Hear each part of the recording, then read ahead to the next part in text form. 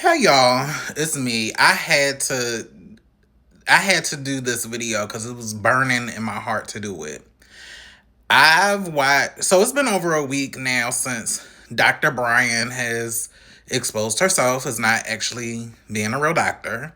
And I think it's a key that she changed her name now on Instagram. It says Cheyenne Bryant, but I think the screen name is more permanent, so that's why it still says Dr. Bryant when you look at the actual screen name. But anywho, I've seen so much commentary where people are talking about accepting it. This light skinned lady is lying to us, but so often in the story, they'll say we wanted to give her the benefit of the doubt, or we saw the red flags when she was going on all of these red pill incel podcasts, but we gave her the benefit of the doubt, and we wanted to trust you anyway. And I've seen multiple people do this in their analysis of the situation, and I just want I just want people to go back and sit longer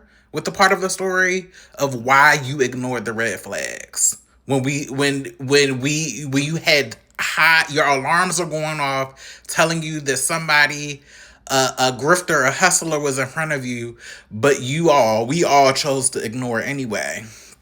And then when you had another person who was actually a PhD, Sister Dr. Raquel Martin, actually come up, didn't antagonize, but had specific real questions about Cheyenne Bryant's practice, where she went to school. Y'all drugged this lady to pieces and insulted her and came at her looks. And I wonder why that is. And let's just sit with it for a minute.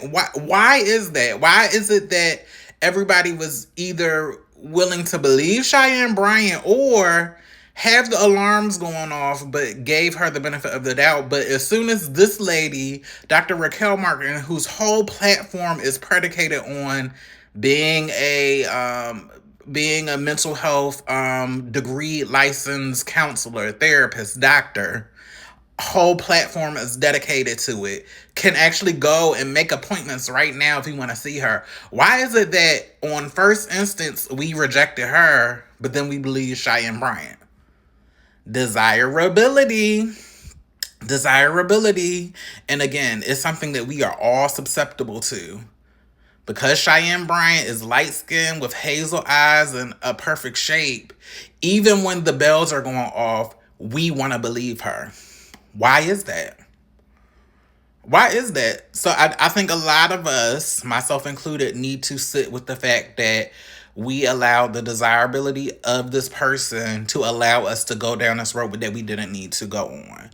And how when you have women like Dr. Raquel Martin who present as the complete opposite to that, our first response is to attack, to demean, to deny, to not engage with legitimate questions that they were asking. So I want to end it here.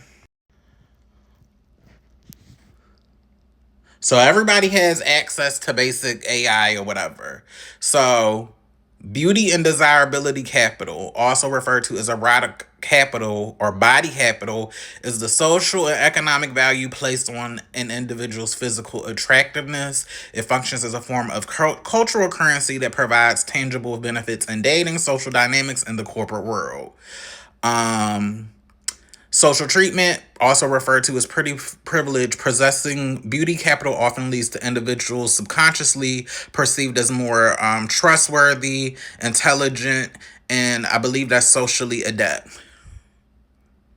So this is just the tip of the iceberg.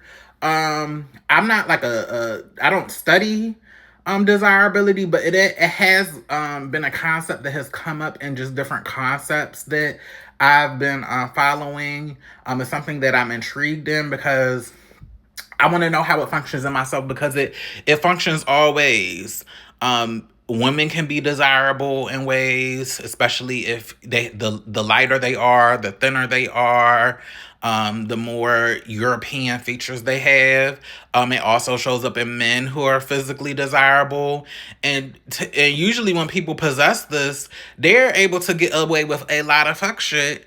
And we enable it because and I wrote a status about this. The reason that y'all gave this lady a pass is that subconsciously on some level you find her attractive and you want to be proximate to her so you could possibly have sex with her.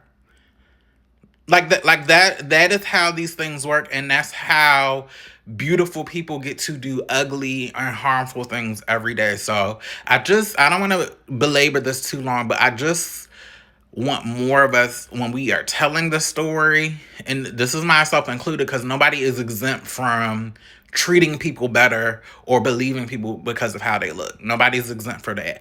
I just want us to sit with the fact of questioning and interrogating why was it when we saw the red flags with Cheyenne Bryant, did we just ignore it and skip over it and go to continuing to support this lady? And even now in her downfall, people are still trying to figure out ways to give this lady grace, to support us, even as she is still lying in our face and not taking accountability for how she purposely portrayed herself to profit and to get access and to come up economically. So that's all that I have to say. I have somewhere to be, but yeah, I just had to say it.